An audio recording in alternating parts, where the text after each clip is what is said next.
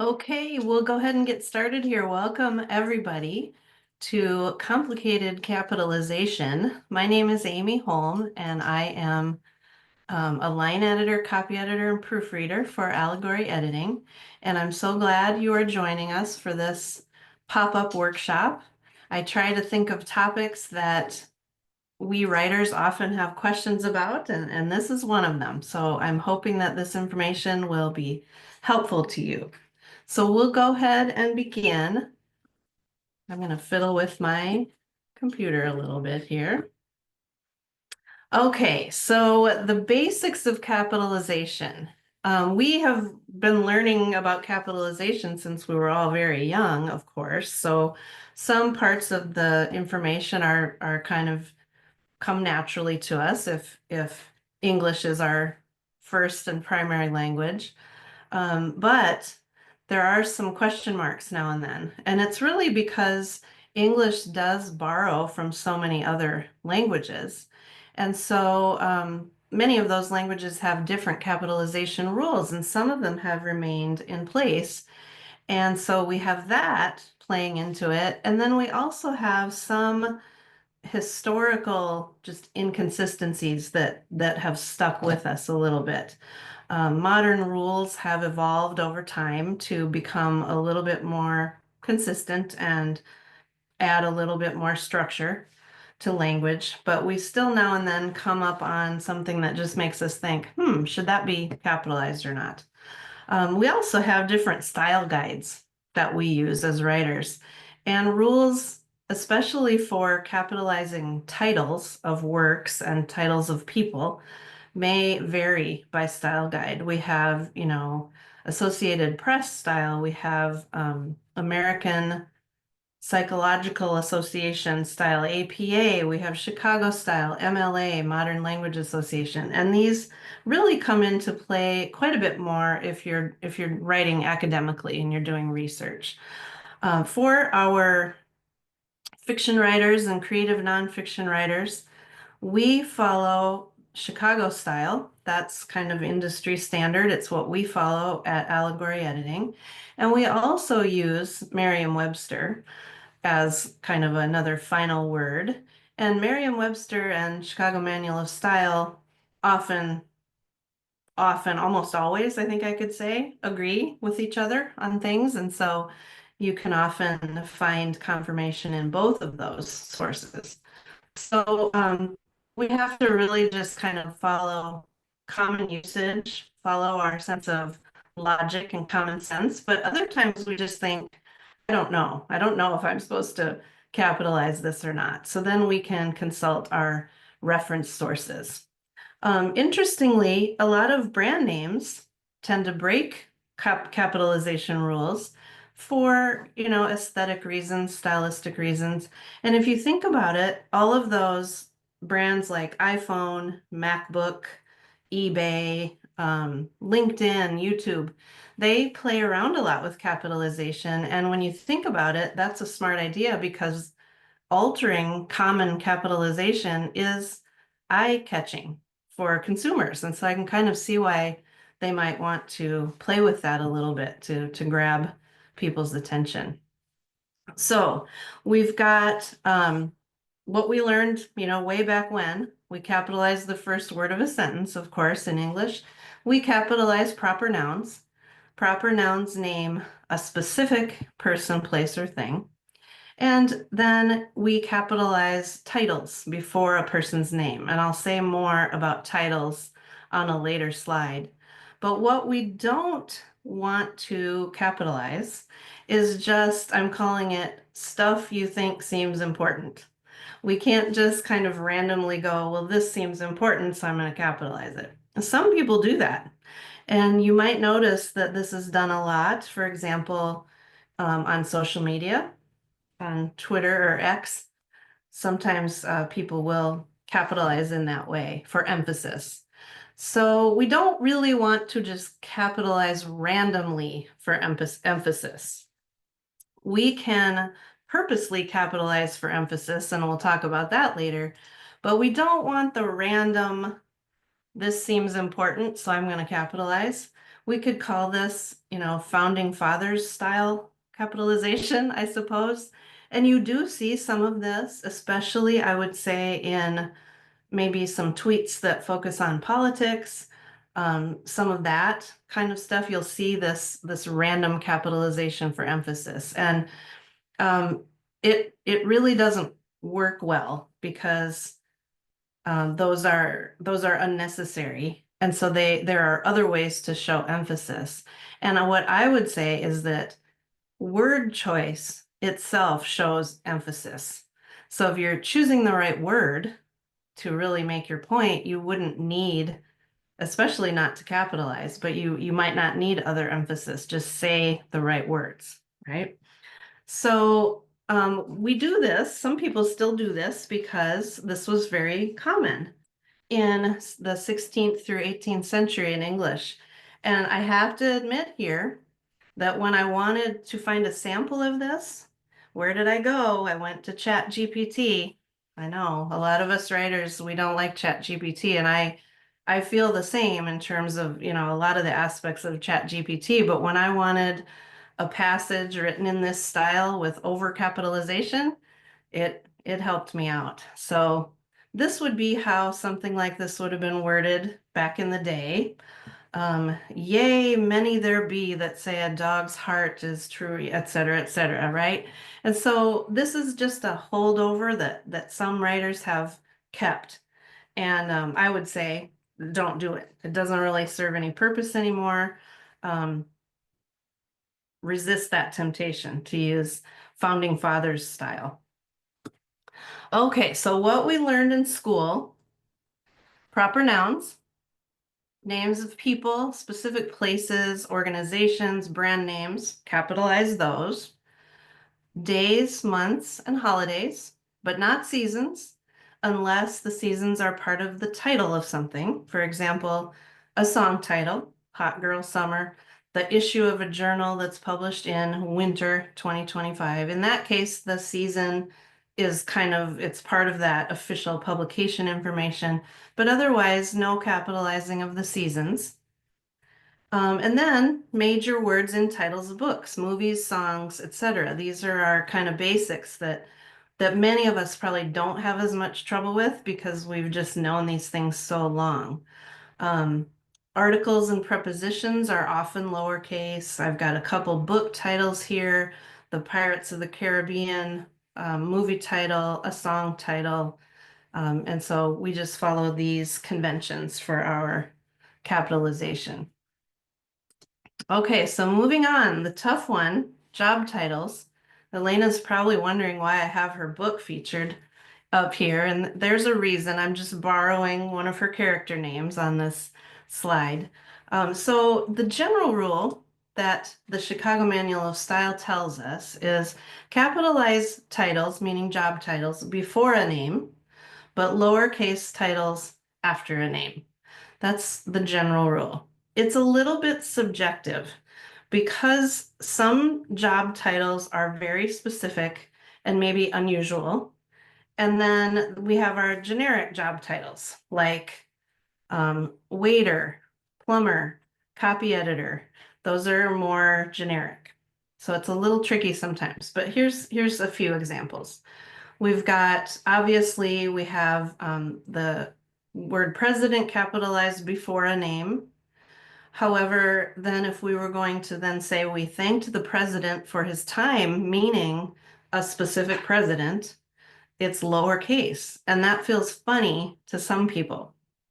So you see this in different ways when it's actually referring to the president of the United States. Some people would be tempted to capitalize P on president. Chicago Manual of Style says no. Same thing for example, if you said Pope Francis and then you said the Pope is not capitalized, even though that might feel kind of funny if you're doing some writing. Now, I would say, what if you had a line that said, the letter was addressed to the President of the United States of America? I could maybe see somebody deciding to capitalize president because it's sort of like you're naming the address or the entire address. So this is one of those that could be a bit subjective depending on how you're using it. We have Maria Martinez. Her title comes after her name, lowercase. And then we have names like Sheriff and Doctor. So Sheriff Bet Rivers is from Elena's wonderful book series. And so that's came to my mind as I was preparing this slide. So thank you, Elena, for the name there. Before the name, capitalized. Also, if you're replacing Bet's name with Sheriff, capitalized, right? Same with Doctor, but not the same with waiter. So I just have a couple more little points to make about these. Let's say you are listing Maria Martinez in a program, or you're giving her an award. Sometimes you can capitalize her title if it comes after her name. In terms of thank you, Sheriff, Chicago Manual of Style says when you're using a title as a direct address, then you capitalize. And then here's kind of an interesting one. For doctor and waiter or other kind of generic job titles, you capitalize the title in lieu of a name only if it would also function as a title before a name. So you would say Dr. Smith, right? You wouldn't say Waiter Smith, right? And this is where it becomes a little bit subjective. Because what about a title like chef? Some people would say chef is kind of generic, but others, like if you're Gordon Ramsay, you would think, please capitalize chef. It's a bigger title than that. So any words like carpenter. We spoke to carpenter Connie Taylor about the project.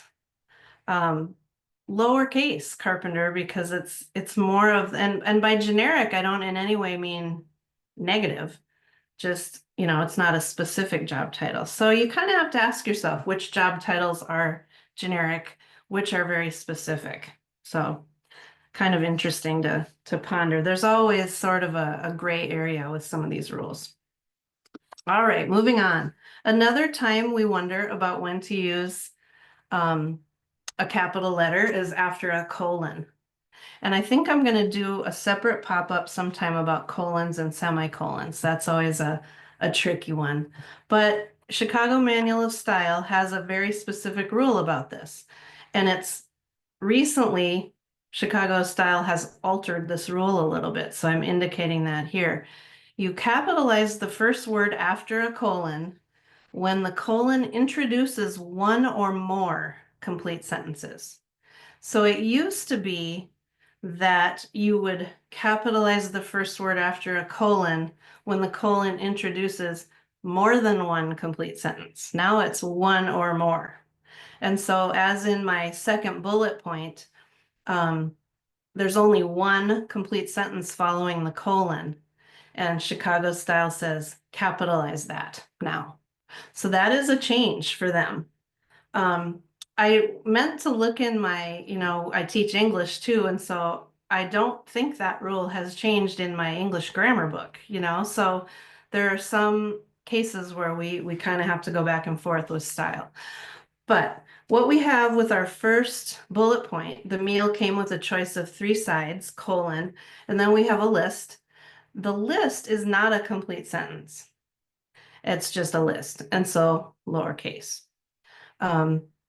The second bullet point we already talked about, that second sentence is a complete sentence.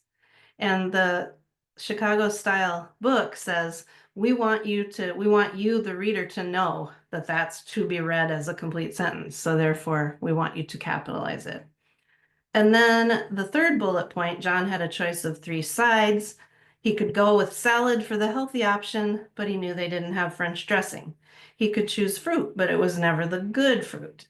Or he could just give in and choose the tastiest option, French fries. So all of those sentences following the colon have a capital letter. Interestingly, I made up this example and then I thought, oh, I have a couple more capitalization things in here. French dressing and French fries. You may have noticed as we read. Well, I had to go look that up because, we don't have the brain space to memorize all of these things. Merriam-Webster capitalizes French on French dressing. It does not capitalize French on French fries. The reason being, Chicago Manual of Style agrees, by the way, and says, such fries are not literally French. So we are not capitalizing, but I assume that means they feel the French dressing does actually have French origins, so we would capitalize. So this is just one of those things. Wouldn't be worth memorizing, but just if you notice it, go look it up, right? So that is kind of two issues in one there for us. Okay, so dialogue in creative works. We've got some capitalization issues that come up here. So obviously we all know this one. You capitalize the first word in a direct quote or in your dialogue. So we've got that. Then we have the speech tag and whether or not we capitalize that. By speech tag, I mean the he said, she said, he asked, etc. You don't capitalize that unless you're actually naming the character, if it's a proper noun. I'm going to the store, Carol said. I wouldn't recommend that, Sheriff Rivers said. Those are both correctly capitalized. However, if you're just saying she said or he asked, those would be lowercase. So, and we could get into other stuff about, punctuating dialogue, etc. That actually might be a good topic for another pop-up too. But here we're just looking at the capitalization. Okay. Here's a good one that Elena gave me this example when I asked, hey, what are some capitalization things you see a lot? And I think all three of my coworkers named this. You want to capitalize correctly when your narration and or speech tag interrupts the dialogue in this way. I'm going to the store in, he glanced at his watch, 5 minutes. It's all in one sentence, just run together, no capitalization mixed in there. Okay. So capitalizing for emphasis. I mentioned before that we don't want to capitalize randomly for emphasis. I think that we can capitalize sparingly for emphasis. And so I thought of a few times when you might want to do that. For example, if you are sort of like coining a humorous phrase or being ironic, I'm a cool mom, world's okayest mom, something like that. I'm a bad role model. You could do that. We see this now and then, mimicking how the speech would emphasize it, get inside right now. That kind of helps the reader understand a little bit more of the tone. Both of these things, I would say, do sparingly, because if you do them a lot, they will start to stick out and be distracting. But okay, so there's different theories about all caps. If you're actually trying to indicate shouting, I think you could do this. However, the same thing I said before might apply, where if you are literally saying, be careful, watch out, not all caps, but you have an exclamation point, that alone, just the words, what the words mean, and the exclamation point might be enough to show what you want to show. Or you could show the person, their face is bright red as they're saying it, or they're flailing their arms. There might be a way to do that without the all caps, which sometimes can be distracting for readers to see. Okay, so what about if you want to indicate, say, a newspaper headline? You got a couple options here. I probably wouldn't do the all caps because first of all, most newspapers don't do it that way. You don't need the headline to read as shouting either. So you could choose to use small caps. And there's an example here. You can do that in in Microsoft Word. You could use just simple sentence case where you just capitalize the first word. You could use title case, or it's also called headline style, and capitalize in that way. So you got a couple options there. That leads us to this next part, which is really pretty tricky. And this has definitely caused me to stumble before. And Elena and I have talked about this type of issue quite a bit. Um, Chicago style gives kind of a brief commentary about how to do what we would call text as text. You know, we're trying to show the reader that this tattoo or this wording on a t-shirt or this sign on the wall is, you know, not somebody's spoken word, and it's not the narrator. It's we're showing you the text as text. So Chicago says specific wording of common short signs or notices is capitalized in title case, also called headline style. So what trips me up there is, what do they mean by common short signs? You know, some signs are very common, do not enter, you know, but other short signs might not be common, you know, they might be kind of unusual. But do I still follow this rule? You know, this is where sometimes you're in the gray area. Chicago style does say that a longer notice is better treated as a quotation. So I have an example of that here. Like if people are walking up to a door and it's labeled and it says Office of the Chief Counsel of the fancy title and smart people working on the top floor, I can see why Chicago says put that in quotation marks, because that quotation mark serves as a road sign for the reader so that we're not getting into the middle of this long thing going, what is this? You know, what is this? I can't tell. And then before you know it, you've stumbled as a reader. And as a writer, we never want our reader to stumble like that.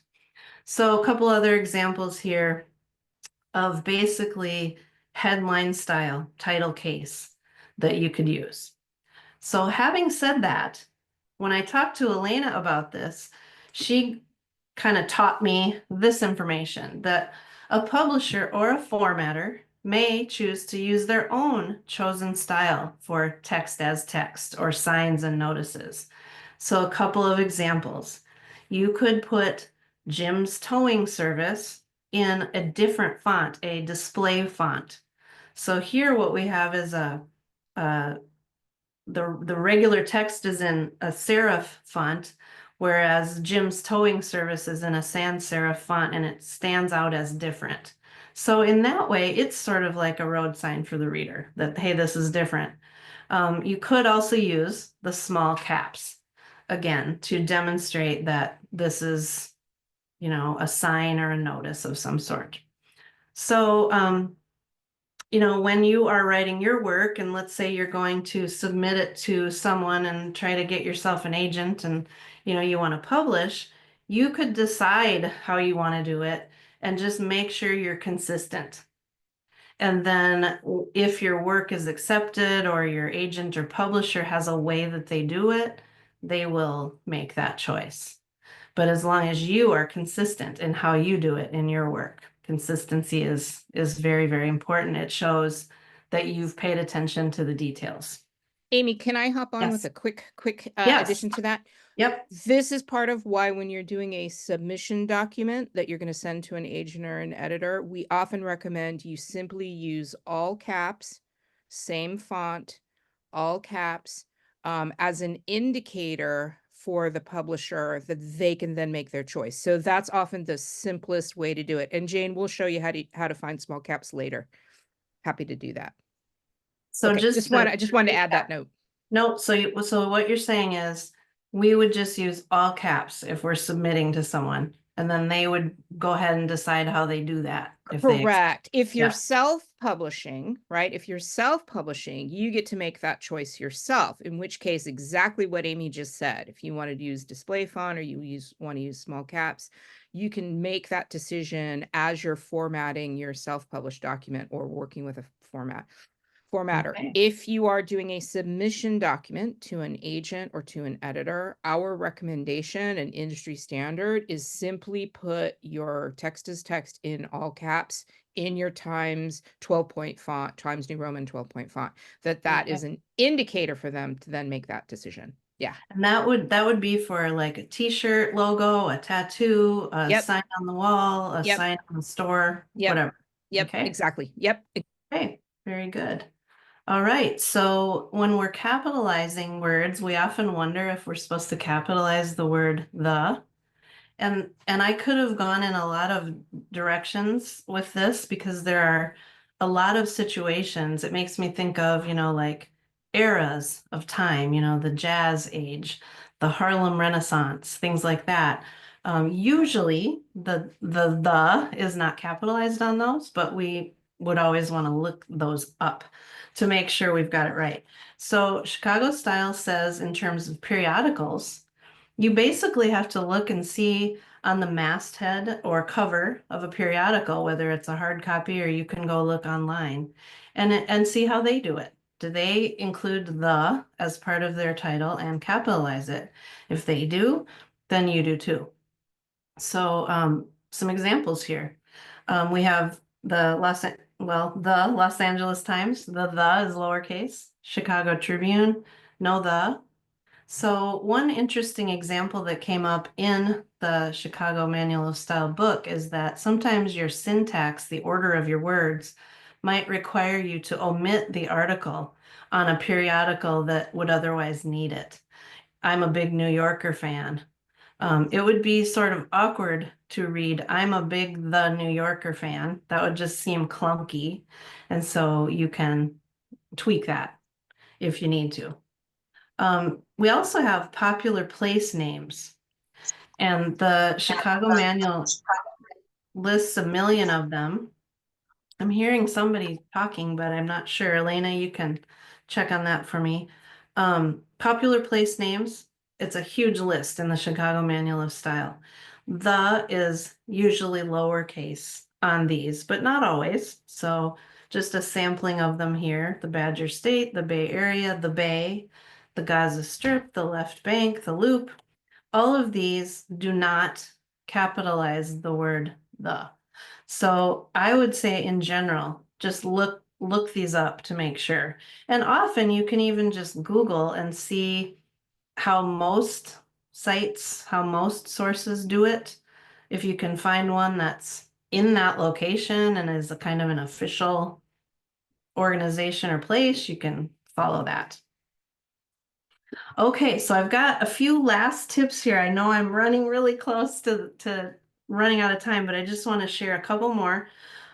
One that is very interesting is capitalization regarding race and ethnicity. And I just wanted to mention that words like Black and Indigenous are now considered proper adjectives by most.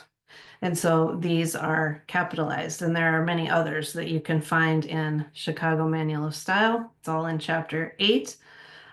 Interestingly, generations. So you would not capitalize baby boomers or millennials, but if the label of the generation includes the word generation, then it's capitalized. Generation X, my generation. The silent generation, those are capitalized. So I thought that was an interesting kind of strange rule. Didn't make a lot of sense to me. So then we have words that are derived from proper nouns, and we don't capitalize a lot of those, like Rudolph Diesel invented the diesel engine, and we don't capitalize the words diesel in diesel engine. The Earl of Sandwich invented the idea of putting meat between two slices of bread. We don't capitalize the word sandwich. But what we do have a lot of the time especially in fiction, is common nouns that are turned into proper nouns, such as the Force in Star Wars. I mean, one of the most famous, the Wall in Game of Thrones, Black Breath, the magical ability in Lord of the Rings. So we often have those, especially in speculative fiction, science fiction, etc., where a common noun becomes a proper noun. Many government entities are lowercase, cabinet, city hall, the federal government, the branches of government, all lowercase, which is kind of surprising. Academic degrees, you might have majored in biology or journalism or architecture. Those are all lowercase because they're kind of general.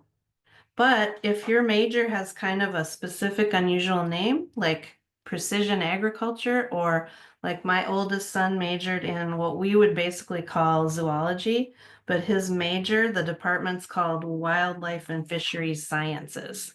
So his would be capitalized in that case. So that one's a little tricky too. I mentioned religious titles like the Pope, those follow our typical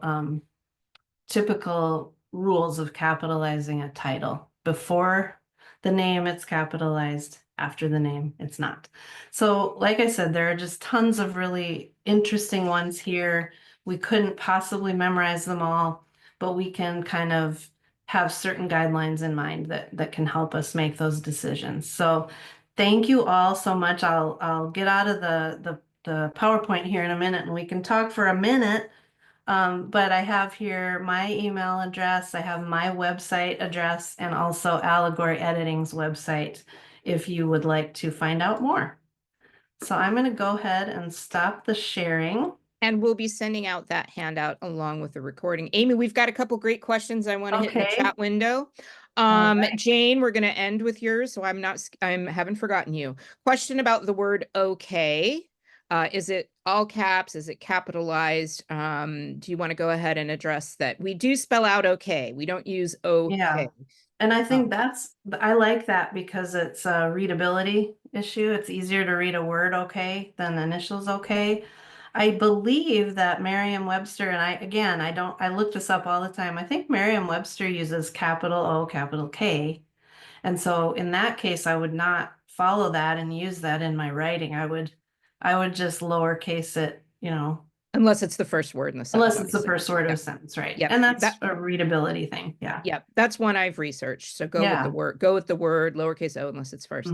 Mhm. Mama, daddy, both in Okay. dialogue and as part of narration. Can you Yeah. talk about that one? So if a word like mama, daddy, mom, dad, any of those are used um, as a substitute for the person's actual name, like if you said, come here, mama, capitalize.